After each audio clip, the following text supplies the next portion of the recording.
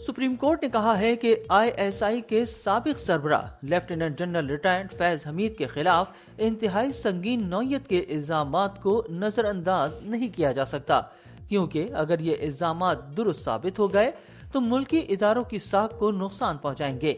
ये ऑब्जर्वेशन उस वक्त सामने आई जब अदालत उस्मा ने 8 नवंबर को आइन के आर्टिकल 184(3) के तहत टॉप सिटी हाउसिंग स्कीम के मालिक मुइज अहमद खान की जानिब से दायर दरख्वास्त की समाअत का तहरीरी हुक्मनामा जारी किया।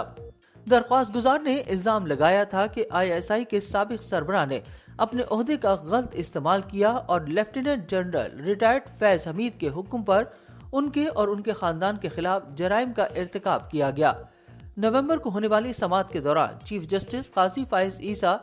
जस्टिस अमीन उद्दीन और जस्टिस अतहर मनउल्लाह पर मुश्तमिल बेंच ने दरख्वास्त गुजार से कहा था कि वो जनरल हमीद और उनके साथियों के खिलाफ शिकायत के इजाले के लिए वजारत दिफा समेत मुताल्लिका हलकों से रुजू करें। आज जारी किए गए तहरीरी हुक्मनामे में अदालत ने कहा कि इल्जामात इंतहाई संगीन नौयत के हैं और अगर दुरुस्त हैं तो बिलाशुबा वफाकी हुकूमत, मुसल्लह अफवाज, आईएसआई और पाकिस्तान रेंजर्स की साख को नुकसान पहुंचाएंगे, इसलिए नजरअंदाज नहीं किया जा सकता।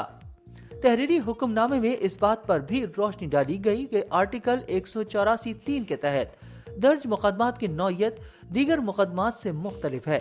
आर्टिकल के तहत सुप्रीम कोर्ट ने असल ताकत का इस्तेमाल किया और जब भी असल ताकत का इस्तेमाल किया जाए तो इसे एहतियात से किया जाना चाहिए। उन्होंने मजीद कहा कि अदालत की जानिब से बराह रास्त मुदाखलत दूसरों के हुकूक को बुरी तरह मुतासिर कर सकती है। ऑर्डर में दरख्वास्त गुजार की तरफ से उठाए गए इन खदशात पर भी गौर किया गया कि वजारत दिफा इसकी शिकायत पर गौर नहीं करेगा, क्योंकि जवाब दहंदगान मुसल्लह अफवाज में आला ओहदों पर फाइज थे। हुक्मनामे में कहा गया कि ताहम माहिर एडिशनल अटॉर्नी जनरल ने हमें यकीन दिलाया है कि शिकायत पर मुनासिब गौर किया जाएगा और हमारे पास हुकूमत पाकिस्तान की जानिब से दिए गए इस बयान पर शक करने की कोई वजह नहीं है, इसलिए दरख्वास्त गुजार का खदशा गलत है। अदालत ने पिटीशन को निपटाते हुए कहा कि अगर दरख्वास्त गुजार वजारत दिफा को कोई शिकायत पेश करता है तो उससे कानून के मुताबिक निपटा जाएगा।